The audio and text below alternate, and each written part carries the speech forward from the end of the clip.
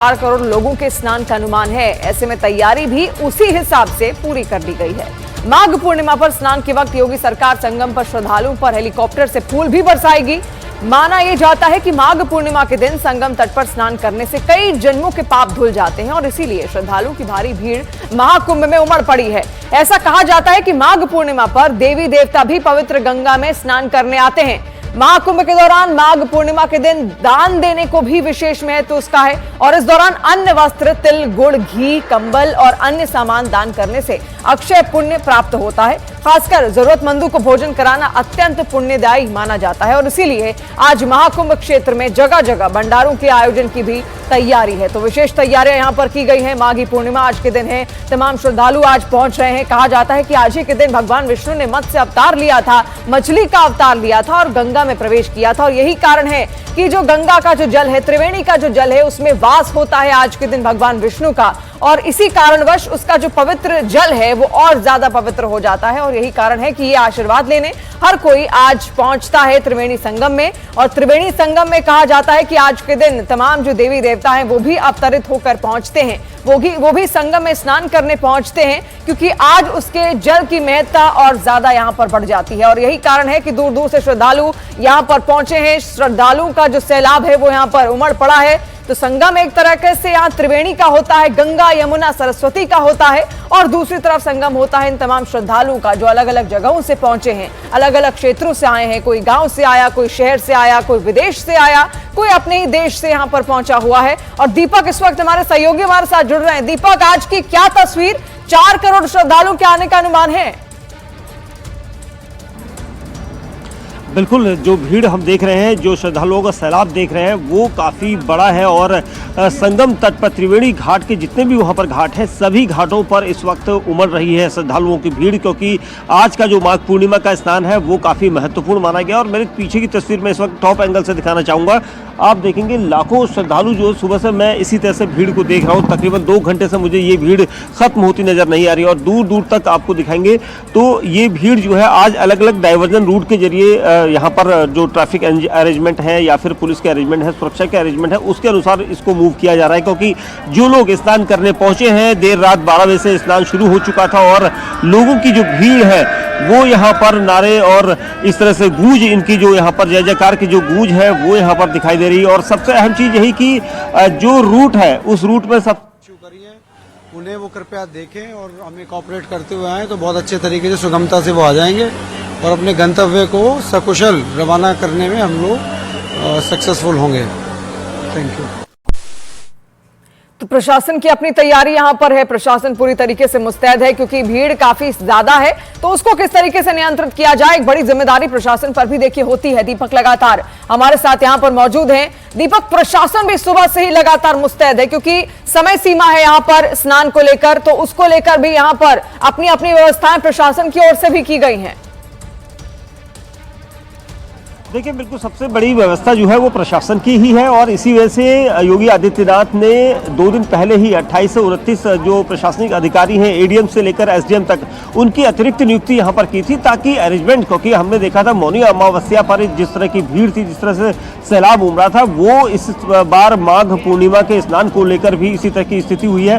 और इसी वजह से इस प्रशासन को जो जितने भी अधिकारी जिनको अलग अलग नियुक्तियाँ की गई हैं, उन सभी को निर्देश दिए गए हैं कि जितने भी श्रद्धालु आए तो उनको उस रूट की तरफ, चाहे वो संगम के किसी भी घाट की तरफ जाना चाहे तो ऐसे इस तरफ उन्हें जाने दिया जाए जिससे उन्हें कोई परेशानी ना हो, क्योंकि श्रद्धालुओं की भीड़ जगह जगह से उमड़ रही है। हमने 2 दिन पहले देखा था कई जगह पर ट्रैफिक रूट्स जो है वो डाइवर्ट हुए थे और उसकी वजह ये थी कि अचानक श्रद्धालुओं की भीड़ थी। यहाँ से लोग अयोध्या जाना चाहते हैं, अयोध्या से यहाँ आना चाहते हैं, काशी विश्वनाथ जाना चाहते हैं और ये सब इसीलिए क्योंकि आप देखेंगे यहाँ पर का जो रूट डाइवर्जन है, मैं यहाँ पर इसे दिखाना चाहता हूँ, ये जानना बहुत जरूरी है। त्रिवेणी संगम को जाने वाला वो रूट है जहाँ से श्रद्धालु यहाँ से निकल रहे हैं और आगे जाके आपको बैरिकेड नजर आएगी, क्योंकि वो बैरिकेड आज सुबह लगाई गई है और इसलिए लगाई गई है क्योंकि यहाँ पर अचानक जो श्रद्धालु हैं उनकी भीड़ उमड़ी है और उसको त्रिवेणी घाट को जाने वाले ये श्रद्धालु, उनको अलग अलग रूट दिया गया है कि आप इस रास्ते से जाइए, इससे यहाँ से नहीं जा सकते। तो ऐसे रूट्स बनाए गए हैं ताकि आसानी से लोग जा सके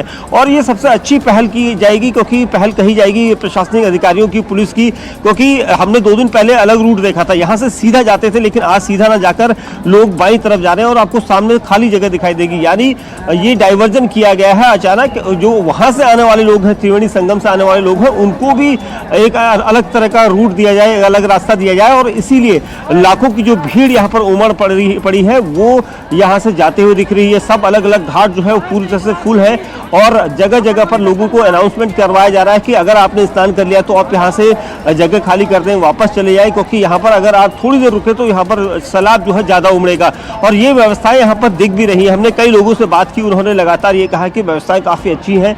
उन्हें जिस तरह की सोच रहे थे उससे ज़्यादा व्यवस्थाएं यहाँ पर नजर आई है। कई लोगों ने ये भी कहा कि कष्ट तो सहना होगा और इसीलिए संगम पर आए हैं। और आज माघ पूर्णिमा का स्नान है और माघ पूर्णिमा के स्नान पर ये कहा जाता है कि दान पुण्य से लेकर जितने भी आप अपने जो कर्म है, कर्मों का जो हिसाब किताब है, वो सब इसी जगह पर धुल जाएगा, इसी जगह पर उसको नई यहाँ पर शक्ति मिलेगी। ये सारी चीजें यहाँ पर कहा जाता है पुराणों में भी। और यही कारण है कि दूर दूर से श्रद्धालु भी यहाँ पर पहुंच रहे हैं। जितनी भी पूर्णिमाएं रही हो, श्रद्धालु पहुंचे हैं वहां पर, हर कोई पहुंचना चाहता है। और आज के दिन तो कहा जाता है भगवान विष्णु खुद अवतरित हुए थे, मत्स्य अवतार उन्होंने लिया था। और आज के दिन गंगा, यमुना और अदृश्य सरस्वती तीनों की शक्तियां और ज्यादा बढ़ जाती हैं। इन शक्तियों को महसूस करने लोग वहां पर पहुंचते हैं। आज कितनी जो संख्या है लोगों की वो स्नान कर सकती है, दीपक?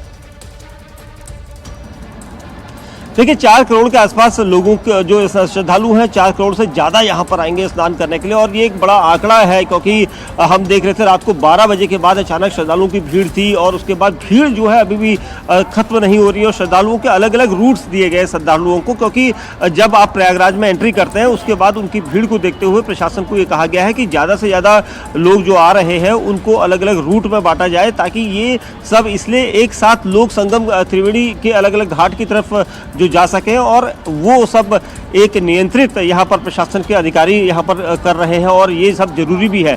4 करोड़ लोग यहाँ पर पहुँचते हैं तो बड़ा आंकड़ा होगा, क्योंकि 8 बजे यहाँ पर पुष्प वर्षा होगी हेलीकॉप्टर से।